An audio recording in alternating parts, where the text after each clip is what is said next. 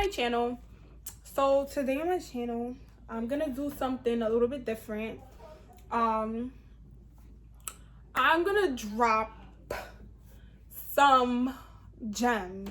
Okay, these are some gems for anybody who is thinking about starting up their own business or anything like that. So a little background story for those of you guys who don't know. I recently opened up my own boutique. It's called Belair Co. BELHEIRCO. Belair Co.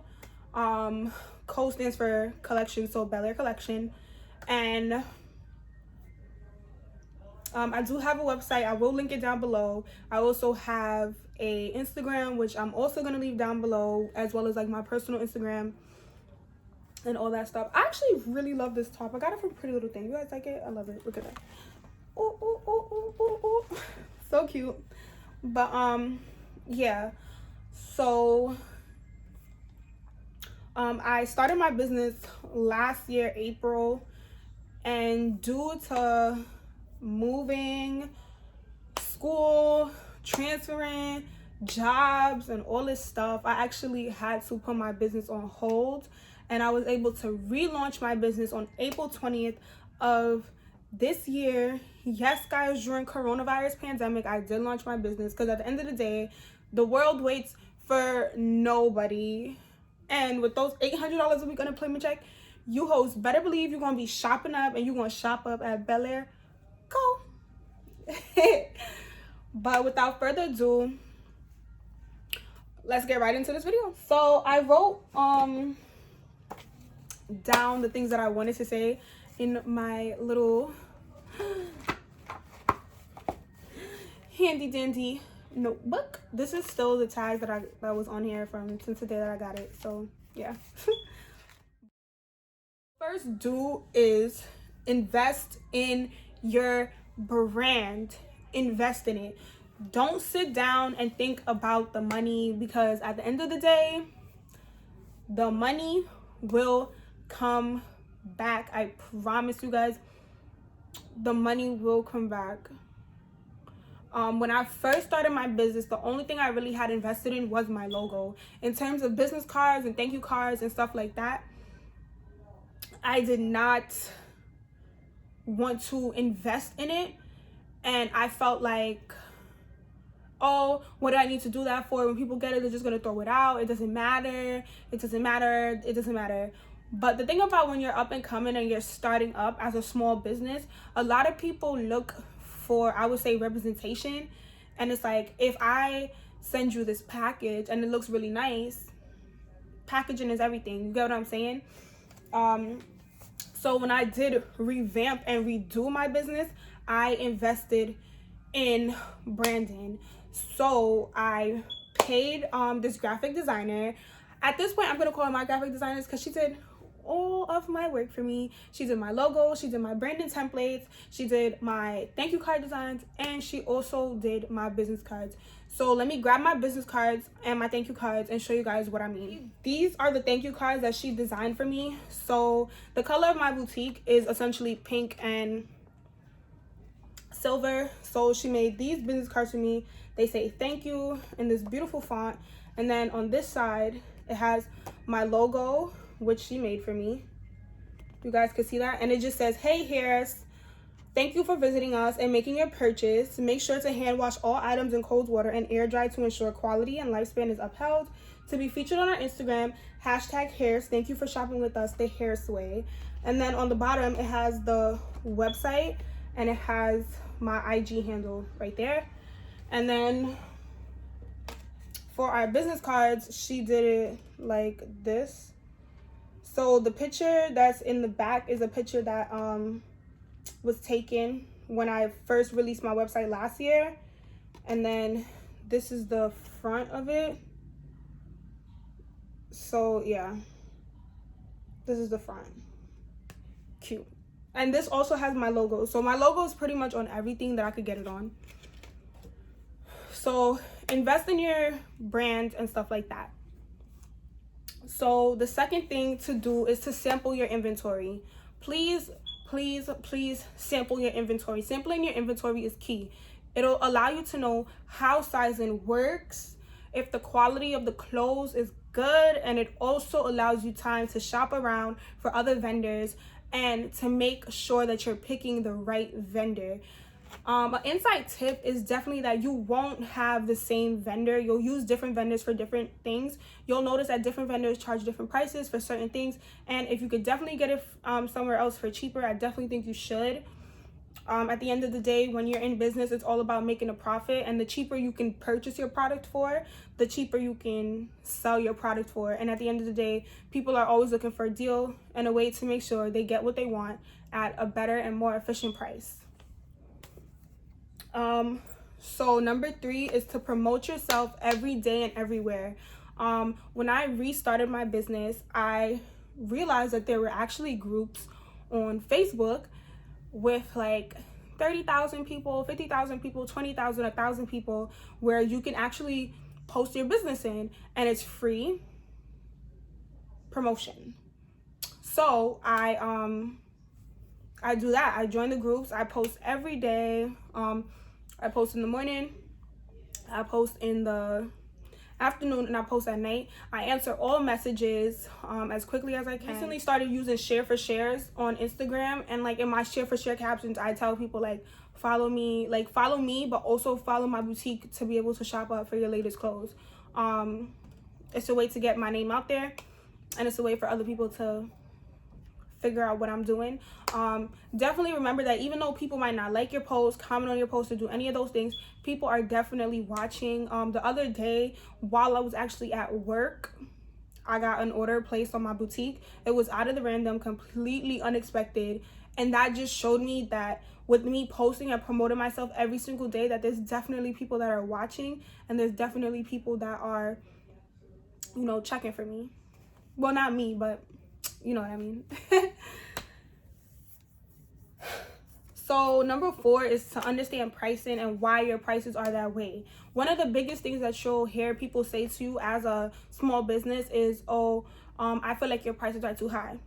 Oh, why would I shop with you and not shop with that other person? At the end of the day, you know why your prices are set the way it's priced. When I first started my business last year and I was just attending like small pop-up shops and stuff like that, I had actually some friends of mine, when they felt the quality of my clothes and stuff like that, they was like, how much you selling this for? And they was like, bro, like you underpricing yourself, like don't do that, like you could charge more money for this, like this is not like the quality is not trash, bro, like it's good quality, like, you feel me? So taking the things that they said into consideration, as well as me, I had to figure out how to price my stuff where it was like, okay, you're gonna pay for the quality, but at the same time you're not gonna overpay. Me personally, I'm not gonna charge somebody $50 for a pair of pants. I'll charge you $50 for a 2-piece because you got a whole outfit, but I'm not gonna charge you $50 for a pair of pants. I hate when I see, bro, like I don't understand why people pay $1,200 for a pair of Mike and Mary's. Like, bro, it's just jeans. You can get it at Forever 21. Well there, brother. Well there. But as long as you understand your pricing and why it is the way it is, nobody can tell you nothing. And don't change your pricing for nobody, because at the end of the day, if it was their business, they definitely wasn't going to change their pricing for you. And that's what it is. Number 5, I would say, is to have a website and to just track your inventory. So having a website allows you to track your inventory. If you guys aren't familiar with what websites you can use when starting a business, I would definitely suggest like Big Cartel, Wix, Shopify. I use Shopify for my website, and I realized that a lot of other big businesses use Shopify. Recently, it was a lot easier to navigate, a lot easier to use. You can Google any questions you have about Shopify, and you'll find it in the Shopify help, and they tell you step by step what to do. I was able to insert reviews on my website. The notify me when it restocks button, like a lot of things on my own without having to pay somebody to do it. Okay, so now that that's all the do's in starting up your own business, let's get into the don'ts of starting up your own business, because honey, is there some tea? Okay, so number 1 is don't be cheap with your branding. And what I'm saying don't be cheap with your branding is basically, I see sometimes people saying like, oh, I'm not paying more than $20 for my logo, or I'm not paying more than $30 for my logo. At the end of the day, if this is something that you take serious, and this is something that you want to take with you for years, you will not feel like you're spending too much money on it. Because at the end of the day, like, that logo is the first thing people think about when they see you. It's kind of like when you're doing lashes. It's like, do you want to be another lash by, or do you want to be like different? Like, you get what I'm saying? Like, you don't want to be another lash by Ash, lash by Key, lash by K, lash by Kior, lash by, lash by, lash by. It's like the lash by has already been used so many times. Like, your name and your branding has to set you apart from the next person. Like, when people see your name, they need to know, okay, that's you. Don't pay somebody $20 for a logo that they're about to make on poster my wall. Like, bro, you could have made that yourself. Just saying. The next thing that you don't want to do is disrespect your customers. Now, this is one of the biggest things I would have to say can be difficult, because definitely sometimes you can interact with customers and they can be very snippy, snappy, and rude and disrespectful. But it's your job as a professional and as somebody who is owning a business to make sure that you handle everybody with proper care and attention, and just let them know, hey, you know, I apologize if this went the way that you weren't expecting it. What can I do to make it better for you? That's your job as the CEO of your company, is to make sure that you're leaving an impression that nobody can say anything bad about you. It's like, yeah, you had a bad experience, but how was that experience resolved in the end? So don't disrespect your customers. Try to be as nice as you can to them. That's business etiquette 101. Like, just don't disrespect the customer. It ain't cool and it's not alright. The third thing is, don't use stock photos. If you guys don't know what stock photos are basically like when you go to another website and they're using pictures that are not theirs. It's kind of like what a stock photo is. Like, just use photos of yourself if you have to. Like, on my website, you go on my website, bro, you're just gonna predominantly find me. Like, and that's okay, because I'd rather people understand, like, girl, I ain't got no surgery and I ain't built like no Coca-Cola body. This is my size. This is what fits me. I'm shaped like the average person. Like, you get what I'm saying? Like, I'm literally